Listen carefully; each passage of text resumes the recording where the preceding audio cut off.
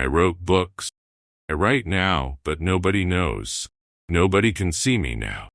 Something strange has happened to me. I will tell you about. In January, I wanted to write a very long book, so I left my home and found a little room.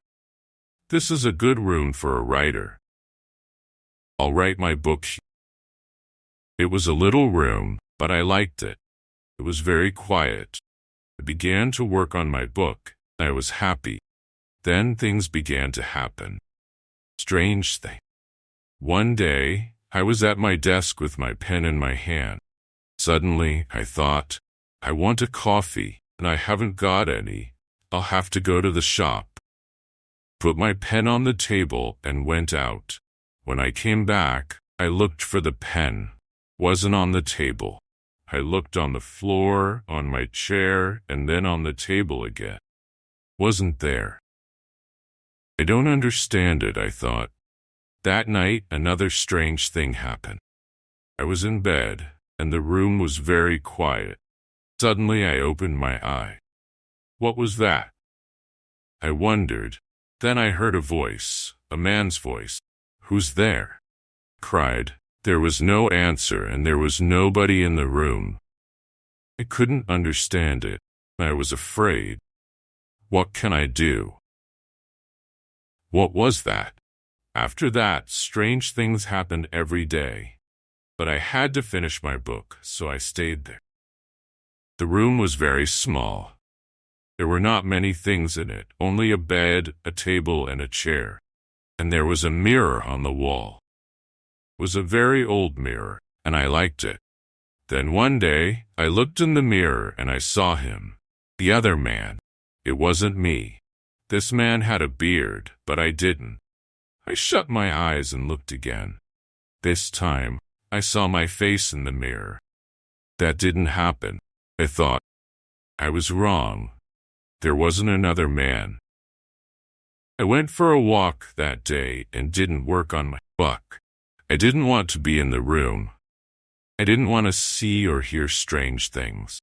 At night, I went home again. The room was very quiet. I looked in the mirror and saw my face, but I wasn't happy. I went to bed but couldn't sleep. I'll leave here tomorrow, I thought. And after that, I slept. But then, another strange thing happened. The other man stood by my bed and spoke to me. You will never leave here, he said. You will stay with me. And then I opened my eyes. I was very cold and afraid. I'll leave now, I thought. I can't stay here for one more minute. Quickly, I put my things in a case. I wanted to go now. I couldn't forget the man, so I was afraid. But afraid of what? I didn't know. When my clothes were in the case, I thought, I'll leave the room now. I looked around the room and also looked in the mirror again. Then I suddenly felt colder and more afraid. I couldn't see the other man in the mirror. Why? 'Cause he wasn't there. But I couldn't see my face in the mirror. There was no face. Why not?